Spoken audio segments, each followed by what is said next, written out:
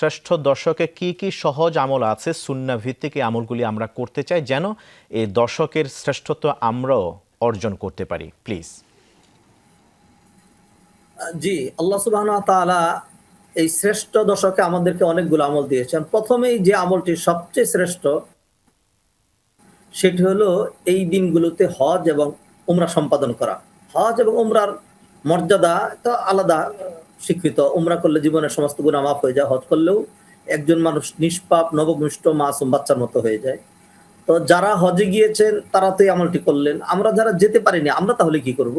আল্লাহ সুবহানাহু ওয়া তাআলা আমাদের জন্য সহজ ব্যবস্থা রেখেছেন। আল্লাহ সুবহানাহু ওয়া তাআলা আমাদেরকে যেই সুযোগটি দিয়েছেন সেটি হলো আমরা যদি হজ উমরা নিয়ত করি অথবা মন থেকে যদি আমাদের আফসোস আসে যে আহারে আমি যেতে পারলাম না, গেলে তো আমিও করতে পারতাম। এবার তার সুযোগ নেই, ইনশাআল্লাহ আগামীতে যাব। তাহলে এই নিয়তের মাধ্যমেই কিন্তু আমরা একটা হজ এবং একটা উমরার সোয়াব খুব সহজেই কালক্ষেপণ ছাড়া, টাকা পয়সা ছাড়া, কষ্ট করা ছাড়া আমরা করতে পারি। এই ফজিলত আল্লাহ সুবহানাহু ওয়া তাআলা উম্মত মুহাম্মাদীকে দিয়েছেন। যেমন নবীজি সাল্লাল্লাহু আলাইহি ওয়াসাল্লাম হাদিসে ইরশাদ করলেন, আল আমালু ইনদাল্লাহি সাবআ, আল্লাহর নিকট আমল হলো 7 রকম। তোর মধ্যে একটা আমল হলো কেউ যদি নেক আমলের নিয়ত করে, নিয়ত করার সাথে সাথেই যত বড় আমলের নিয়ত করলো তত বড় সওয়াব দিয়ে দেওয়া হবে। পরবর্তীতে এই আমলটা সে যখন সম্পাদন করতে পারবে তখন তাকে কম করে হলেও 10 গুণ সওয়াব দেওয়া হবে। অতএব এক কথায় এই 10 দিনের সবচেয়ে উত্তম আমল হজ উমরা। 2 নম্বর যে আমলটি সেটি হলো সিয়াম। একেবারে 1 থেকে 9 দিন পর্যন্ত পুরোটা সিয়াম পালন করা। একদিন রোজা রাখলে নবীজি বললেন বা'আদাল্লাহু ওয়াজহাহু বিহি 70 খরিফান, 70 বছরের দূরত্বে জাহান্নাম থেকে সরিয়ে দেন একটা সিয়ামের বিনিময়ে।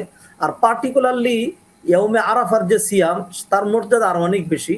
আবু কাতাদা রাদিয়াল্লাহু তাআলা তিনি বর্ণনা করলেন, সুইলান নবী সাল্লাল্লাহু আলাইহি ওয়াসাল্লাম আন সাওমি ইয়াউমে আরাফা ফাকালা আহতাসিবু আলাল্লাহি আন ইউকাফফিরা আস-সানাতা আল্লাতী ক্বাবলা ওয়াল্লাতী বা'দা। আমি মনে করি, আশা পোষণ করি, নবীজি বলছেন যে কেউ যদি আরাফা দিবসের সিয়াম পালন করে, এবং এটা অবশ্যই নন হাজিদের জন্য, যারা হজে যাননি তাদের জন্য। আল্লাহ সুবহানাহু ওয়া তাআলা ফজিলত সবাইকে ভাগ করে দিয়েছেন।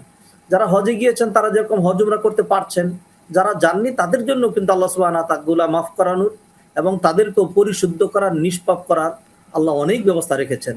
কেউ যদি শুধু আরাফার দিন সিয়াম পালন করে আল্লাহ সুবহানাহু ওয়া তাআলা তার বিগত 1 বছরের গুনাহ মাফ করে দিবেন এবং অগ্রিম আরো 1 বছরের।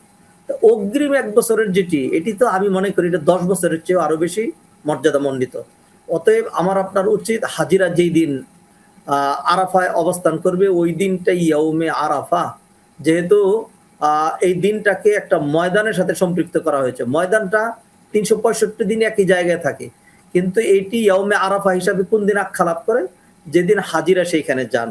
অতএব হাজিরা যেদিন সেখানে যাবেন সেদিন আমরা সিয়াম পালন করব। পাশাপাশি আমরা এর আগেও অথবা এর পরের দিনও কিন্তু আমরা সিয়াম পালন করতে পারি। একটাই রাখতে হবে জরুরি নয়। আমরা যদি একাধিক সিয়াম পালন করি তাহলে আরো বেশি মানে সুন্দর, বেশি সওয়াব পেয়ে যাব। আর বিশেষ করে কেউ যদি আমাদের দেশে যেদিন 8 তারিখ হয়, হাজী সাহেবেরা যেদিন আরাফায় যান ওই দিন আমরা রোজা রাখবো। পরের যে দিনটি সেটি 9 তারিখ, কেউ যদি মনে করেন 9 তারিখ হিসাবে সেই দিনও রোজা রাখবেন, সেদিনও তিনি রাখতে পারলেন, এটা হলো সবচেয়ে উত্তম।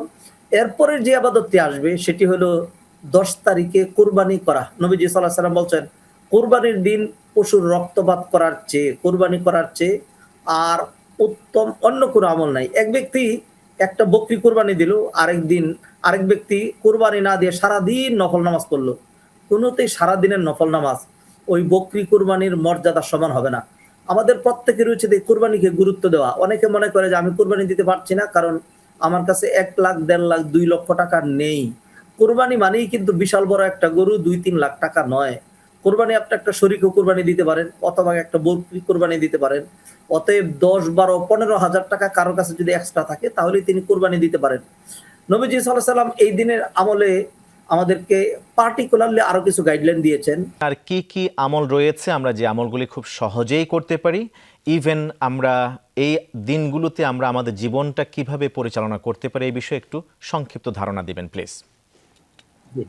নবীজি সাল্লাল্লাহু আলাইহি সাল্লাম বলছেন যে হাদিসটা আব্দুল্লাহ ইবনে ওমর বর্ণনা করেছেন, মুসনাদ ইমাম আহমদের রয়েছে হাদিসটি, যে মা মিন আইয়ামিন আল আমালুস সালিহু ফিহিন্না আযম ওয়ালা আহাব্বু ইলাল্লাহ মিন হাযিহিল আইয়াম ফাআকসিরু ফিহিন্না মিনাত তাহমিদ ওয়াত তাহলিল ওয়াত তাকবীর।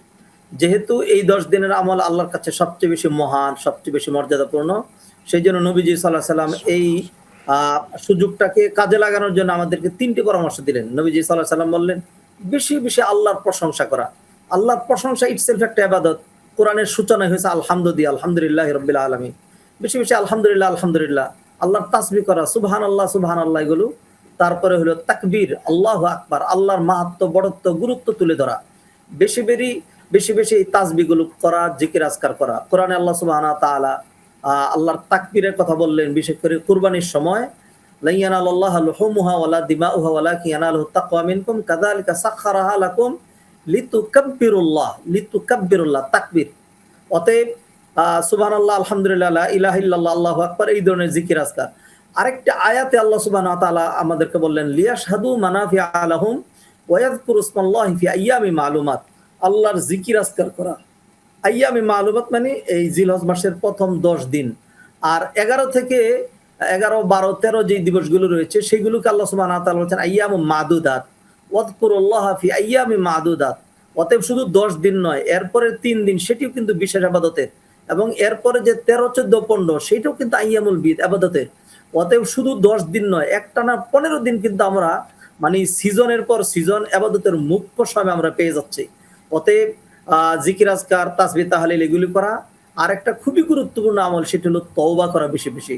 আত-তাইবু মিনাজ যামবি কামান লা যামবা লাহু, গুনাহ থেকে যে তওবা করে তার উদাহরণ ওই ব্যক্তির মতো যার জীবনে কোনো গুনাহই নেই।